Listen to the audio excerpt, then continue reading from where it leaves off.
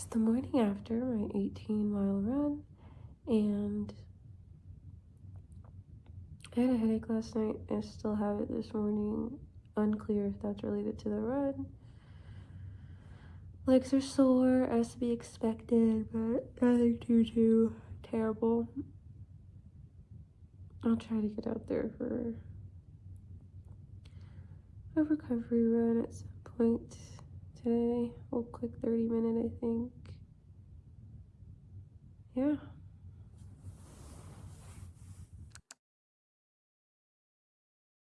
If you're clicking on this video, I imagine that you, like me, are on a creative journey, or really like all of us are on a creative journey, and maybe you're interested in running, maybe not. Either way, I decided to come back to YouTube. I've been having an idea for this for a while since as I was like in the first few weeks of my training, I would say. But we're finally put on the camera. We finally are sitting down to record. So hello, my name is Chelsea. Welcome to my channel. This is a series on my marathon training. I am currently training for my very first marathon. For some context, prior to starting this training around 13 weeks ago, I'm doing the Nike Run Club app 18-week long marathon training. And so I started around the end of August, so it's been a few months now that I've been doing the training. And prior to starting this training, the longest distance I'd run was like under 4 miles, like around 3.8 miles, I think was like the longest run that I'd ever done. So clearly we've been racking up some miles since then. And I really wanted to have this be my first episode because last week, I'm recording this the day after Thanksgiving, and a week ago I had my longest run to date, and that was an 18-mile run. Technically it was a 30-kilometer run, which is about 18.6 miles, but it was a fight to get to 18, and I said these last like 2 kilometers or 0.6 miles, they're gonna get run at another time, not today. So I really just wanted to get to that nice even 18-mile mark. I fought to get there, and I was beyond pleased with that. But this was the first time that I did a long run without any, other than the guided run from the Nike Run Club app. I didn't listen to any podcasts. I didn't listen to any music. It was really just me for the 4 hours that it took me to run it, and the run. Me, my mind, the run, and then occasionally Coach Bennett from the Nike Run Club app, because I did do the guided run. And it was a doozy, as you can imagine, but I had a sort of creative awakening kind of coming at the last 10K of the run. Specifically, I think I was around 26 kilometers in at this point, so I had like a few miles left. And the beginning of the run, to just kind of rewind, was amazing. Probably one of the best, like I had felt the best that I had felt in the beginning of a run in like a while. Like it was chilly, but it was like perfect, because then you're not gonna get too hot on the run. The sun was shining, the birds were singing, the ducklings were frolicking in the water that I was running along. I was smiling at the beginning of this run because it was just so nice. My cat is screaming for whatever reason, but it was just so nice. It was a beautiful beginning to the run, and I felt great. And I felt like at this point in the 26 kilometers, the 16 miles that I had run, I was reflecting back on that and how different that I felt at that point, obviously, because I had run 16 miles at this point. And the realization that I began to have was how that run kind of mirrored my creative kind of practice or journey when I'm starting a creative project. At the 16-mile mark in the run, I began to reflect on where I was at. Obviously, physically, my legs were beyond fatigued at this point. Really, my upper body was still doing good, but the mind was starting to struggle with how fatigued and how pained my legs were starting to feel at that point because of the fatigue. And I was reflecting back on the beginning of the run and how great I felt. And all of a sudden it came into my head how how I approach like creative ideas that I have are very similar to that. I get a ton of ideas all the time. And sometimes I'm like, this is the greatest idea ever. Other times I'm like, I let it fall by the wayside. Either way, I get a ton of ideas all the time. I want to do a lot of creative things all the time, a lot of different types of creative things all the time. And I really struggle with sometimes just starting, and I especially struggle with if I start finishing it and bringing it into fruition. And at this point in the run, this is what I started to realize. Like at the beginning of the run, similar to the beginning of a creative idea coming to mind, I'm really excited about it. I'm like, this is the greatest idea ever. I'm super energized around it. My mind is running a mile a minute on how, all these ideas that I'm having around it and how I want to bring it into fruition. And then, once it's time to actually start putting pen to paper and starting to do things to make it come to be, that became like, oh, when I got to around like the 6 or 7 mile part of my run, my legs started to feel a little fatigued.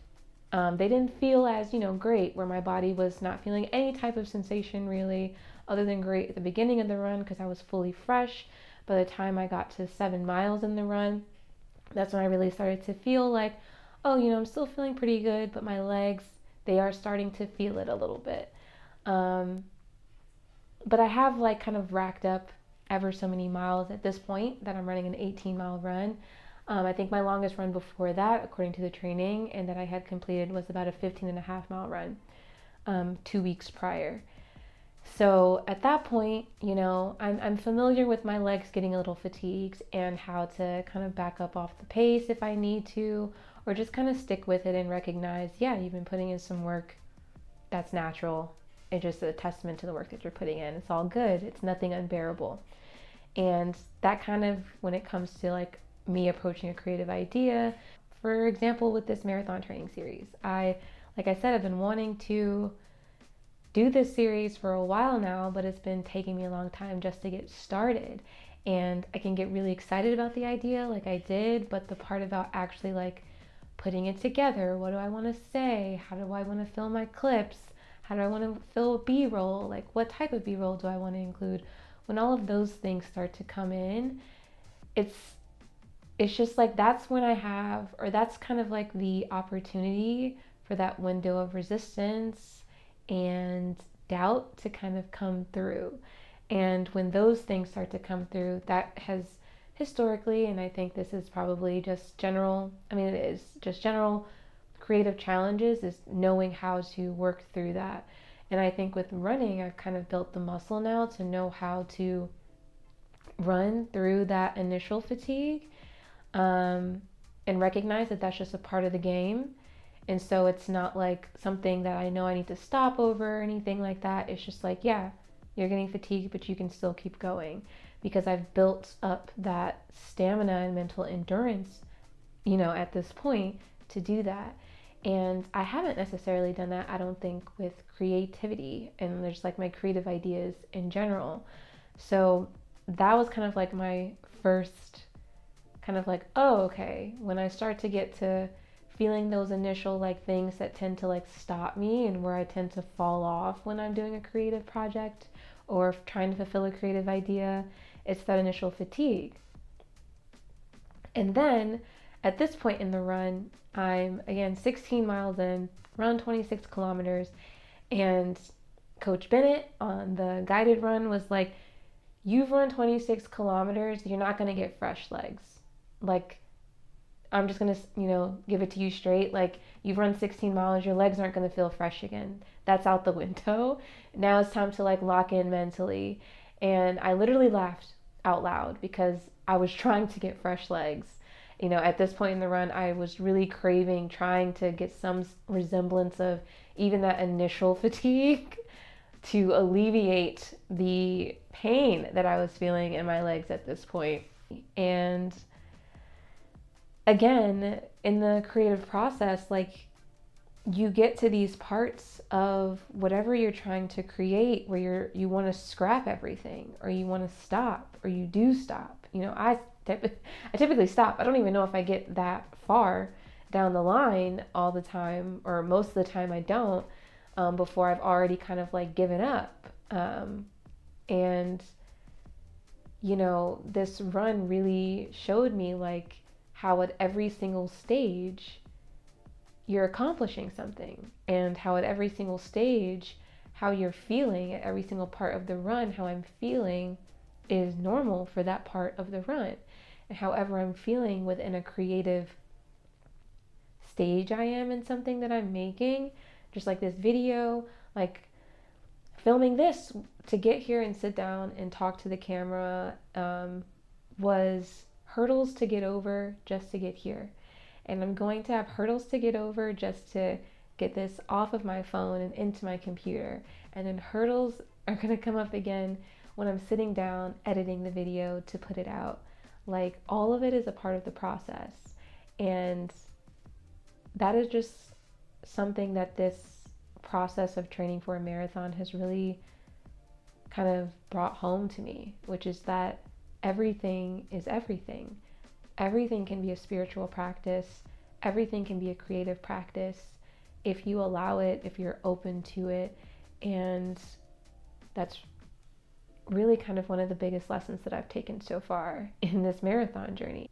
But yeah, so I really just wanted to come on here with episode 1 to kind of acknowledge this first episode, this feeling that all of it is connected. And I'm just so thankful for this training journey that I've gone on, and for even wanting to run a marathon, which is not something I ever wanted to do. In order for me to build a habit, I kind of need something, a goal to anchor to, so a reason to get out there. And this gave me that. And it also gave me so much more with this creative kind of awakening or realization too. So excited to continue this series, excited to see what more I can extract out of this running journey, this training journey. Excited to bring you all along, and I'll see you next time for episode 2.